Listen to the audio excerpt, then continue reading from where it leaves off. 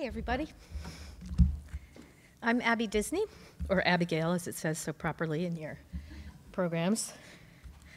What you just saw is a clip from a series called Women, War, and Peace. It's the second part of a series that started in 2011, and it tells the stories of women in modern wartime and the roles they can play as peace builders. So I'm going to tell you more about that in a minute, but right for now, if it piqued your interest, it's streaming on pbs.org for the next, I think, 3 months. So I'm here to talk to you in the midst of a conference about starting stuff up. And that's what I do. In fact, I'm starting another company as we speak right now. I'm starting a huge project right now. My mom would always say to me when I was a kid, because I was always starting stuff up as a kid, don't start anything you can't finish. And I have really figured out in my life that that's the worst advice that she ever gave me. Because I don't think there's anything I want to accomplish that can actually be finished in my lifetime. And I don't want to commit myself to anything less than that. So this conference is about startups, so I imagine a lot of you here have big plans and big ambitions.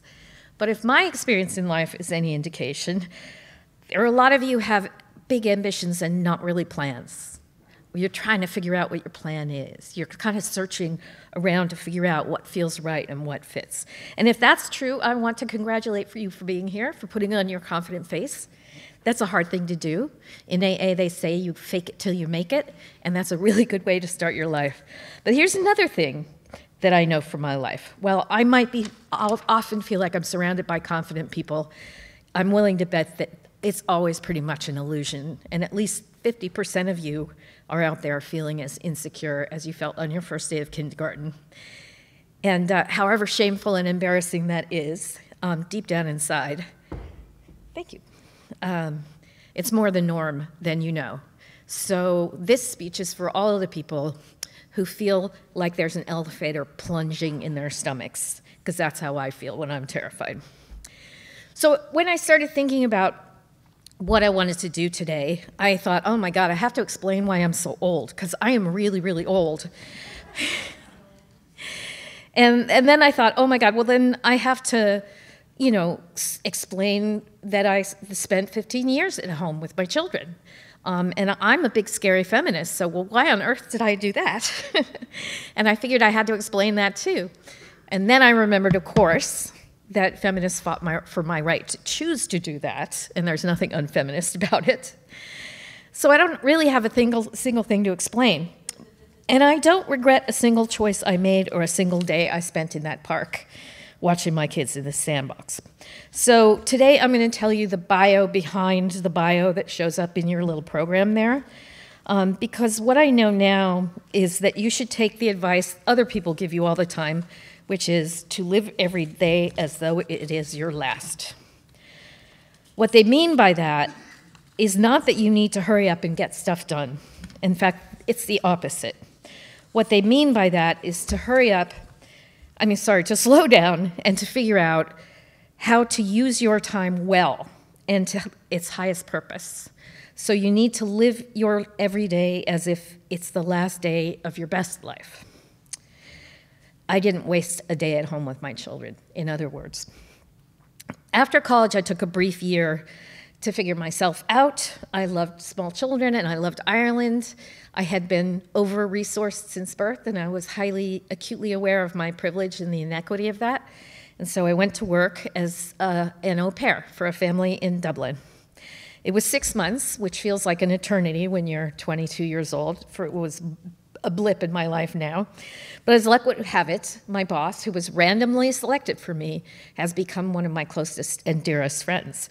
She went on, after she spent, I think, 20 years at home with her kids, to be an official in the Irish government, and she was in charge of the report that revealed the child rape in the Catholic Church systematically across the country. And that report has categorically changed Ireland for the better. After that, I went to Stanford for my MA because I still lacked enough confidence to just apply for a PhD program, which was not very smart because if you can get into an MA program, you can get into a PhD program and then quit. But I was more insecure than I was logical. So I got my MA in Palo Alto. Now think about an MA in Palo Alto in 1984. The whole world was literally being reinvented right under my nose. In fact, when I would go to the laundry room, I never thought about the fact that I was the only woman in my apartment building, and I would go to the laundry room, and like 8 of the geekiest men on earth, pocket protectors, big black glasses, would make a pass at me. I couldn't get to the laundry room and back without having to fend off geeks. But I was too busy thinking about Shakespeare to see it, and I think I missed that opportunity. I have to say I'm very grateful I did. So I came to Columbia that next year. I started in '84 in the fall, and I was intermittently happy and sad and on top of the earth and down at the bottom of the valley of depression off and on for 10 years until I graduated. I wrote a dissertation about war novels, and at the time, even I wondered why I was writing, but war just intrigued me. It seemed so crazy to me that every so often, governments make a decision, mostly old men, to send their best and finest and brightest and most beautiful young men out to a field somewhere to slaughter and destroy and torment and torture the best and the brightest and most beautiful young men from some other government in the name of some abstraction. I couldn't get my head out of what on earth was it that drove us to do this again and again, and that's what drove me to write this dissertation. It made no objective sense, but I couldn't not follow the thread, so I followed it. I had started grad school with the certainty that I was going to go on to teach English at some bucolic university like Williams and just live happily ever after, lighting up young minds like Dead Poets Society. But the weirdest thing happens is I graduated with that plan and 2 small children. And what had happened was that I was totally blindsided by how much I loved them. I know that sounds crazy, but I knew I'd have children someday, and I'd always liked being with children, but I never really pictured what it was like. And I just loved the living daylights out of them. So my plan changed. No longer would I be living out Robin Williams and Dead Poets Society. I'd be home watching little faces light up as their tiny fingers picked up tiny Cheerios for the first time. And then I just couldn't stop having kids. Now, that sounds like an accident. It wasn't. I just kept wanting another one and wanting another one. I ended up having 4. And the 5 or 6 years that I thought I'd be home turned into 15. 15 of the best years of my life. My last one left for college in September, and I'm still recovering from it. It's killing me. I wasn't doing nothing that whole time, although aren't we always tempted to call raising your children nothing? But other than that, I was learning my way around the foundation world. I volunteered for everything, and I went to every meeting. And in fact, my daughters, when they would play with their Barbies, they'd set them up in circles, and they would have meetings. It was a great way to start, because I would learn about foundation people, what on earth they meant by grant writing, what on earth they meant by a site visit, how they thought about their jobs, why they thought about their jobs, what they thought was good, and what kind of people are drawn to that. And simultaneous to that, I started volunteering at the opposite end of the transaction, a small community-based organization on the Upper East Side called the Association to Benefit Children. They helped homeless and disabled and low-income families live better and best lives. So I got to learn about a small organization and all the same questions. Who does that? Who chooses to spend an entire life earning half or a quarter what they could earn in any other sector? And why do they do that? And how do they think about that? That is a really interesting set of questions, and it's answered very differently on the opposite side of the transaction. I met incredible people along the way. I befriended people who were wildly different from where my sheltered life had led me before, and that became incredibly important, to have a genuine series of friendships with people who came from the opposite side of the resource universe from you. I grew more and more interested in women's issues, and I found myself befriending some luminaries like Gloria Steinem, who's one of my closest friends now, And I have to say, I have learned so much. And I wouldn't trade any of those days for a thing. I'd been holding myself back from national and international work. I just kept myself in the 5 boroughs of New York City for those early days because I'd made myself a promise about how much time I wanted to be with my kids.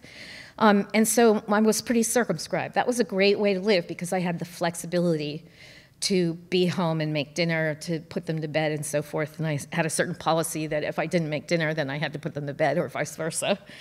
And that was a promise I'd made myself, and I intended to keep it. So it was like this for 15 years after the birth of my first child and up until my 4th one started the 1st grade. I was trying to keep my brain alive because as much as you love your children, it really starts to die. I felt like I could feel it like just leaking out of my ears, my IQ dropping. And so you really do have to do something to keep your brain alive. But I was also learning how the world worked for people who hadn't been blessed with the resources I'd been blessed with, and that was an incredible gift. I think of it as my PhD in humanity. So the first time I left home for a longish time, I was invited to Liberia by one of those auspicious friendships along the way. Swanee Hunt was her name. She started the Women in Public Policy program at Harvard's Kennedy School, and she was focused on do women govern differently, especially in the aftermath of war. What a weird thing for my dissertation to come circling back all those many years later, but it bore on this directly. So I'd never been to a country recently out of war. I'd written about war, I'd studied weapons, I'd studied all of it, but I'd never really been there with my feet on the ground and seen it. And Liberia was pretty chilling. We went to Liberia. They had just finished a long civil war, and there were bullet holes everywhere. There was no sewage, there was no trash collection, there was no fire department, there was no ambulance. They couldn't take credit cards, you had to pay for everything in cash, but police couldn't protect you, even though you were carrying all this cash around in your pocket. It was pretty extraordinary. It was kind of a shock to my system, and the night before I left, I said to my husband, whom I married here on this campus, by the way, in 1988, I said, I don't know if I should do this because I'm going to go over there and I'm going to see the need and it's going to make me unable to not do something. And then what am I going to do? I'm going to want to do something and I don't have time to do something, and I promised myself I'd stay home. And maybe it's better just not to know how bad it is out there, even though in my heart I know. And my husband said, because he's a good husband, he said, that's all the more reason for you to go. And so I went. And when I got there, I heard a story that I could not shake. I read the New York Times, I pay attention to the news, I have a lot of people in networks around the world, and I had never heard this story. And by the time I got home, I was so angry.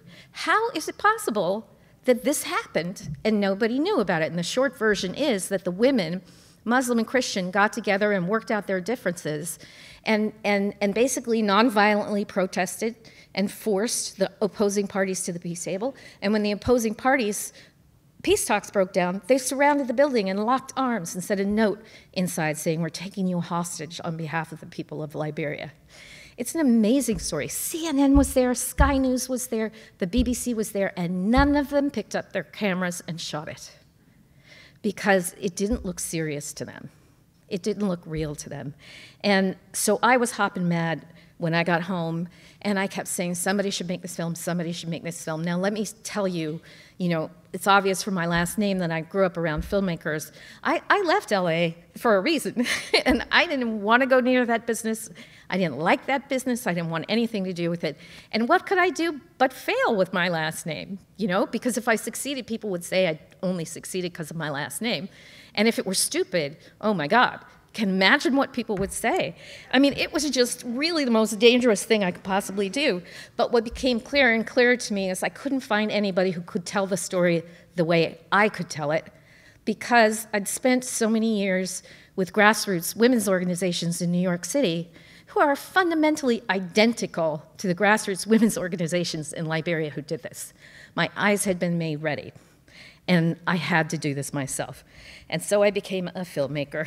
Not my plan, but you can't escape your DNA. There's a country song that says, no matter where you go, there you are. That's where I was. And story was in my blood. I don't imagine I was raised on any more Disney stories than you were raised on, right? So, you know, it's a little annoying when you bring your first child home from the hospital and you go to change her first diaper and it's Mickey Mouse on there. It's creepy, in fact. But I remember the flight over there for our first shoot. I was producing, my very new friend was directing. She had brought the camera and the sound and all of that stuff, and we flew over, and I kept thinking about the no ambulance, no fire department, oh my God, and you should see the way things are wired in this hotel, oh my God. You know, it's just a fire waiting to happen.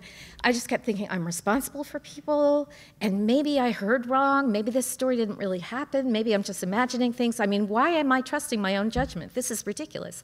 And on the whole, 10.5-hour flight, I sweated bullets all the way there. And then we landed in Liberia, and I walked down those steps, and my foot hit the tarmac, and I am not exaggerating, and I am not telling you a fake story. It was like a bolt of electricity that went up through my leg, and I thought, I know exactly how to do this job. I don't know why, I don't know how, but I did. And that started my filmmaking career, and I've really never looked back since then. I decided that I shouldn't have any expectation that anybody would want to see the film I was making, except maybe my mom and my sister or something like that. But the film's been to 85 countries and to all 7 continents. 7, that means Antarctica too. I can tell you about that another time. And 11 years later, I still have people come to me. Just last week, a man said to me, I was just in Cameroon. The women are using your film to organize around ousting the dictator there. It still resonates. It's amazing. The film coming out turned immediately into a deal with PBS for Women, War, and Peace 1, the first round of films like this. And how weird and random, as I said, my dissertation would come back into play. And this was really a stretch. We were going to make 4 additional films in 2 years. We were going to raise $4.5 million to do it, and we were going to make all 4 films ourselves. We had 4 edit rooms open simultaneously. It was a stretch, and I worked my butt off. But I plunged in again. I felt the vertigo happen, and by now I'm thinking maybe that vertigo is just a thing, and I should just plunge through it, and I did. And yes, it was the right thing to plunge through the vertigo. As time went on and I got deeper and deeper into the subject, I realized that I was a women's rights activist all this time because deep down what I cared about was peace. That's why I wrote my dissertation. That's why I was drawn to women's organizing and grassroots communities. And Women, War, and Peace, after a couple of years, started and stopped. After Women, War, and Peace, I started and stopped a bunch of projects.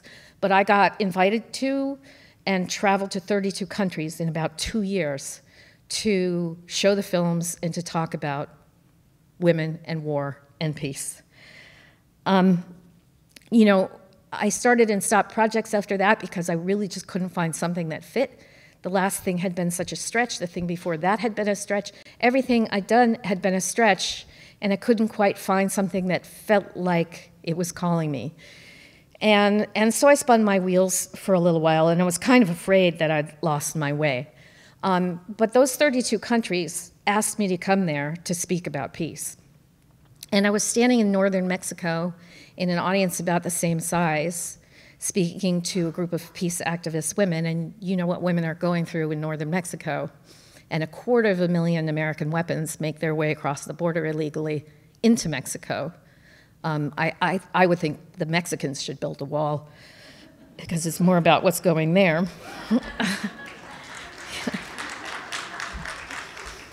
So I was in the middle of this speech about peace, and then I had been fighting back this feeling that I'm an American. And I'm not building peace in my own country, but my country is so often the source of not just the war, you know, the hardware of war, the guns and the ammo and all of that. We're also the authors of so much of the software of war, which is the films and the romanticization and the video games and so forth. We've glorified war better than any other culture ever has. And our best known exports are things like Rambo and the Terminator. We have a lot to answer for in both of those departments. And it was like when I realized that I had been talking as an American to a group of Mexican women about peace and had done nothing about that, I just had to stop. I just stopped right in the middle of the speech and I said, the bad faith is killing me. I can't in good faith speak to you about peace until I go home and do something about peace in my own country. And those women stood up and applauded because they were feeling it too. Now, I had been interested in the gun issue for years because I had studied them, and so I was paying attention to what was proliferating. We always talk about the gun problem as though we're talking about one gun. And when the talk about the gun problem started in the 1970s and 80s, it was a shotgun that people were thinking of, a very different thing than what we're thinking of now in an AR-15 or a Glock. So the gun problem is multiple gun problems, and it has been evolving under our feet. But when you speak up about it, you get death threats and you get things like that. I had friends who were going through that. And so my husband and I had decided I would hold off on anything about guns until after my last one graduated from college. And that was my plan. But Sandy Hook happened, and, you know, the bottom dropped out of my plan. And I, you know, broke the promise I'd made, and I started something called the Armor of Light. It was supposed to be a history of the NRA. That's what we started. I was looking for people who were conservative heretics. I was looking for people who could say that they didn't understand what was conservative about gun culture, because this is not what I was raised in a conservative home. This is not what I was raised with. This is radical. This is socially destabilizing, and therefore not conservative. I'll never understand that. And in my search for heretics, conservative heretics, I found a right-wing, pro-life, Christian, evangelical co-founder of Operation Rescue. I mean, I went far. And I said to him, you know, if you take the duty to retreat out of language in the law, how is that honoring the sanctity of every human life? And he said to me, he was the fourth person I approached. He said to me, oh my God, you're right. I've never thought about this before. All four of them said that. Working with you would be suicide for my career. They all said that. He's the only one who said, I can't unknow what you just said to me. I remember the words exactly. There's a deep moral failing at the center of my community, and I can't pretend not to see it anymore. And so I followed him for about 2.5 years. I also followed a woman named Lucy McBath, whose son had been killed in a loud music confrontation. It was a stand your ground shooting. And she has just won election to the 6th district in Georgia. She decided to run because of this film. So I tried to apply everything I knew from peace advocates along the way, which was why I reached out to somebody who was at the far opposite of where I was, because that's what peace people do. They go to the people who are supposed to be their adversaries, and they go to them with love in their hearts and kindness and generosity, and they take it from there. Now, you can find people who are unworthy of your love and generosity, but you can't go into the relationship assuming that they're not worthy of your generosity. Oh, Lord help me. Rob and I formed an incredible friendship. Rob is the minister from this film. He's become one of my closest friends. We text each other like teenagers. It's kind of weird. And what we built together was a film that continues to show in colleges, especially Bible schools. I cut it for conservatives because it's from a conservative perspective, what's conservative about gun movements. So everything, I directed it for the first time, and it was a horrible stretch for me. I got the vertigo again, but but I pushed through it, and I won an Emmy for it, which was so great because I always said, you know that monkey on my back expression? My monkey was Mickey. And so that got Mickey off my back once and for all. And that's my life till now. Everything's been a stretch. Everything has been a huge, colossal, enormous stretch. Everything was terrifying, and everything worked out really well. I never made a mistake by adjusting my plans. That was never the wrong choice. Every choice I made that was bad, I made out of fear. Every choice I made that was good, I made in spite of fear. I took my time. When my kids were born, I knew I had plenty of time. I made my first film at 46. I'm 59 now. I have plenty of time. It's not a race. And if you're concentrating on going fast or getting there first, the energy you waste on along the way and the things you don't see and learn will kill you. There's no such thing as networking. There's no such thing as networking. It's called making friends. Pay attention to the people you meet. Pay attention to the people who are interns and assistants, and be kind in every interaction. There are two things that come from that. That makes you a kind person, which is nice, but it also sets you up for 10 years later, the assistant that you were the only person who was nice to is now running the grants program and in a position to get you grant money. So there's a Machiavellian reason to be nice too. More than anything, life is not about what you're aiming at. It's about all the things you pick up along the way. The friends, the lessons, the understanding. So I'm telling you the opposite thing that I think everybody here is telling you. I'm saying slow down, do less, take more time, spend more money, do more research, be patient with yourselves. Don't compare yourself to the people sitting next to you. Do your own best life. Live your own best life and be happy. When the Bible says do unto the others as you would have them do unto you, you know, the baseline assumption under that is that you're treating yourself well, right? So treat yourself with the same justice and fairness and honesty and decency that you expect yourself to treat other people with. And don't be afraid to be happy. That's what we were put on this earth to do. When I've made the choice to be happy, every good thing in my life came out of it. And when I was depressed, and when I was anxious, and when I was not sure I could do it, and I'm giving you this advice, you're going to think it's easy for me to say, but I'm going to tell you why it applies to you too. I gave something away. Now, everybody says that's easy for me to say because I'm an heiress. But you know, I was born with the same number of hours in a day that you were. I was born with the same 2 ears on my head that you were. Giving something away isn't always about money.